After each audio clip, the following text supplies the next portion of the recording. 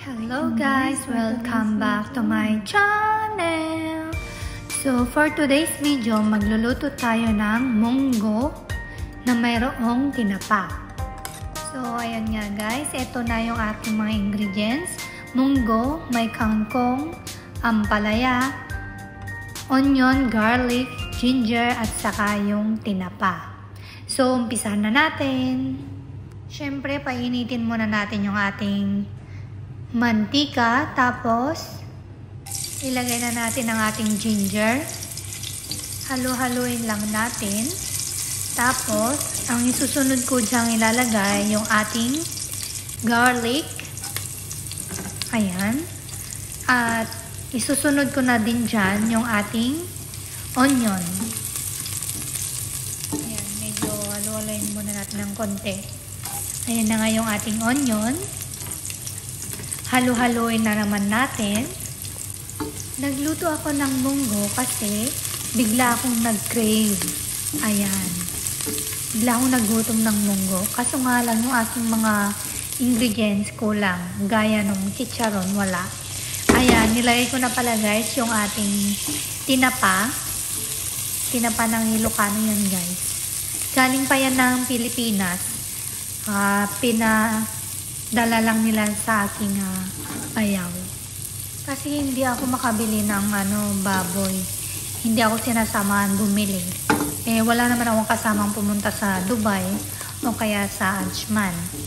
Kasi yung kasama ko naman, Muslim naman siya. Kaya ayaw niya akong samahan. Actually, ayaw niya akong pakainin. Yun. Ayan, nilagay ko na yung aking pinakulo ang munggo kanina. Saglit lang itong lulutuin guys. Ayan, halu-haluin lang natin. Saka guys, nilagyan ko yan pala ng kaunting tubig. Kaunti lang kasi ayoko naman yung masyadong maraming sabaw. Ayan na yung itsura niya guys. Nilagyan ko din siya ng magic syrup, asin, at yan. Halu-haluin ko lang ulit mamaya. Ayan nga guys, kumukulo na siya. Pero luto na yan talaga guys. Pag halu-haluin lang natin yung mga ating ingredients. Isusunod ko na pala dyan yung aking ampalaya. Ayan. Halu-haluin natin ulit.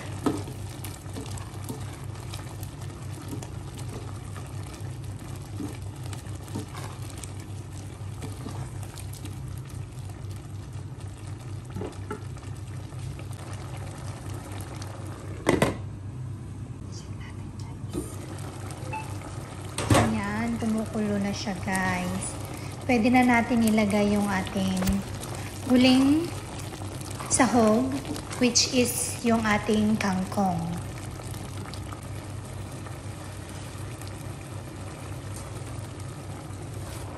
Mukhang marami lang yan guys, pero pag oras na naluto na yan, konti na lang.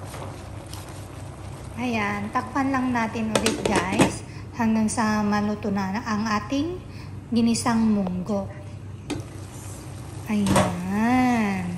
Oh, 'di ba guys, ang bilis. Halos luto na lahat guys. Ayan.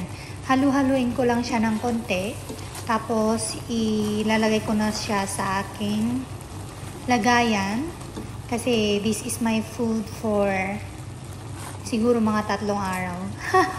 Char.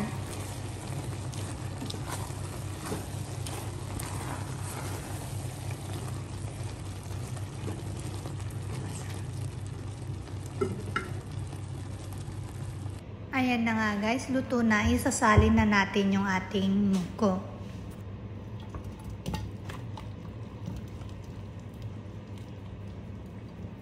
Ayan, tapos na. Pwede na tayong kumain. No diet for today.